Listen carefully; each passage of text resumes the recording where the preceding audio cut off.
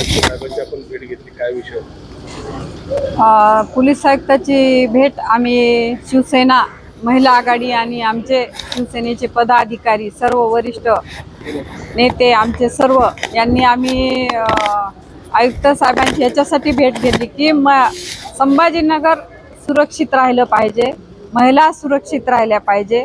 ज्या ज्या ठिकाणी कॅनॉट असो, देवगिरी, प्रतापनगर, महापालिकेचे ओपन प्लेस आहे त्या ठिकाणी जर कॉलेजच्या मुली आणि मुलं ज्यावेळेस ओपन ग्राउंड असते त्या ठिकाणी मुलं आणि मुली येऊन तिथं बसतात आणि पॅरेंट्सला घरी माहीत नसतं किंवा आपला मुलगा शाळेत गेलाय, कॉलेजला गेलाय, मुलांना माहीत नसतं ना। आणि कॅनॉट हा असा परिसर आहे की त्या ठिकाणी पण पुष्कळ, आणि आता तुम्ही पाहिलंच असाल की शहरामध्ये आता 3 खून झालेत। महिला सुरक्षित कशा राहतील, मुलं कसे सुरक्षित राहतील? मुलं आई वडील ड्युटीवर गेल्यानंतर चांगल्या घरचे मुलं नशेच्या आहारी चाललेत आणि आज काळाची गरज आहे की आपण मुलंच सुरक्षित तर आपलं घर सुरक्षित। जर आपण आपल्या मुलांना वळण लावू शकलो नाही तर आई कितपर्यंत लक्ष देणार आहे आणि वडील कितपर्यंत लक्ष देणार आहेत? म्हणून मला असं सांगायचं आहे की जे येणारी युवा पिढी आहे ती संस्कार चांगले झाले पाहिजे ह्यांच्यावर, आणि त्यामुळं जी टोळी आहे जी नशा करणारी, त्यांना सांगितलं की तुम्ही जे एकाएकांना विचारून सर्वांना माहिती करून घेतली त्यांना, आणि मी ह्याच्यावर विचार करतो आणि जे कोणी सांगतील त्यांना गोपनीय कोणाचं नाव आम्ही तुम्हाला नंबर देतो आणि त्यांना नंबर दिले त्यास तुमचे जे काही प्रॉब्लेम असतील तर तुम्ही सांगू शकता। तुमचे नाव आम्ही काही येऊ देणार नाही ही आम्ही काळजी घेतो।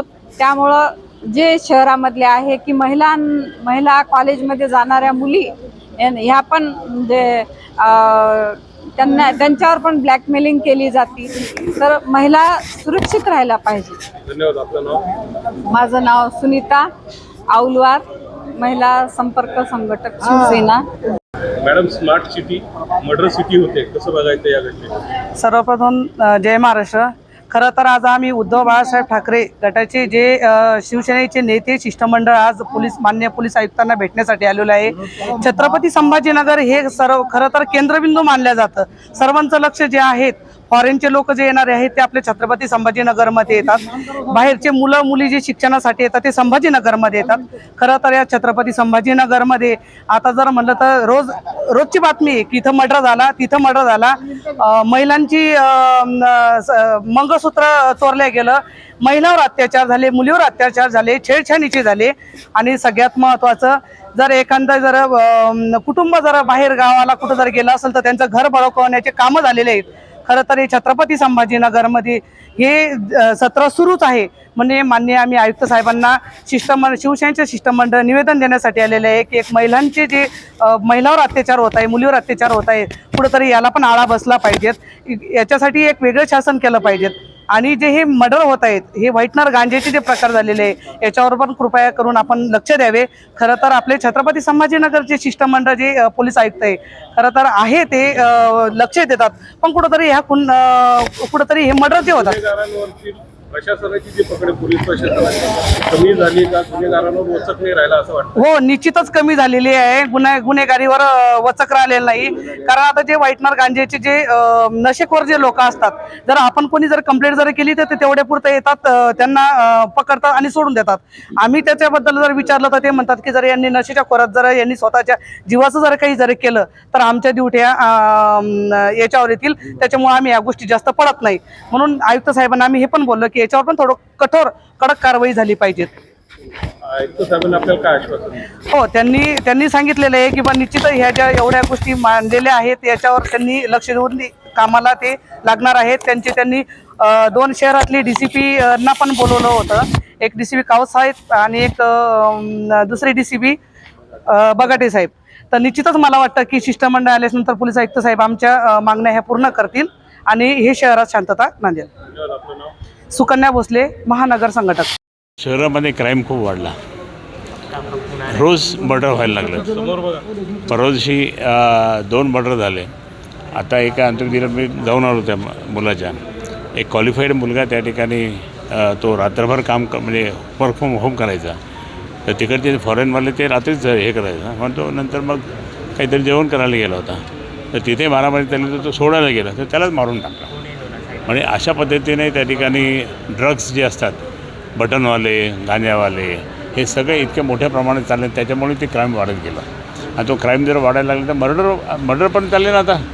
आणि नंतर प्रत्येक ओपन स्पेस जे आहेत, जसं आता मराठवाडा सांस्कृतिक मंडळ असेल किंवा बाकीच्या जितके पण मैदान दिसते, तिथे रात्री सगळे रात्री 2-2, 3-3, 4-4 वाजेपर्यंत लोक दारू पीत बसतात पोरं.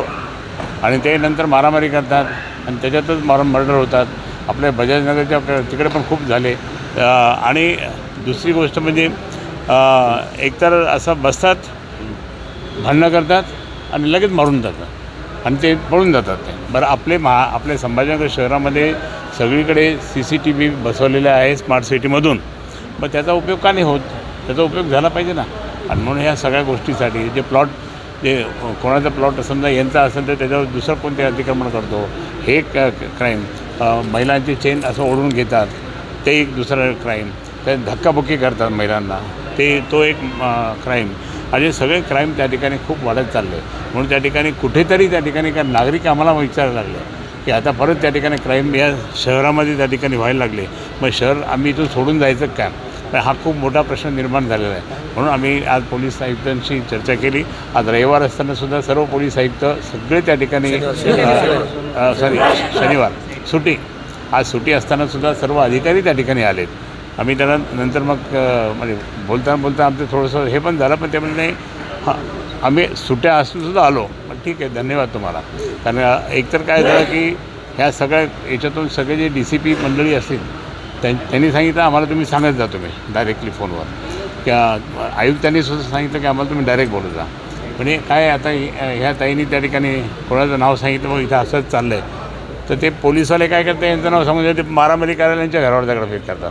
ह्या सगळ्या गोष्टीसाठी त्या ठिकाणी जबरदस्तपणे त्या ठिकाणी वातावरण खराब होत चाललं आहे.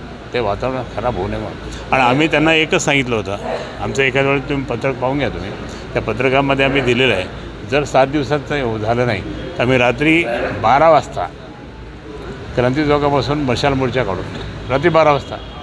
कारण रात्री सगळे धंदे चालतात नाही, रात्री 12. पण आयुक्तांनी सांगितलं की तुम्हाला त्याची वेळ येणार नाही, त्याच्या आधी आम्ही हे करू. ट्रॅफिकमध्ये सुद्धा खूप अडचणी आहे.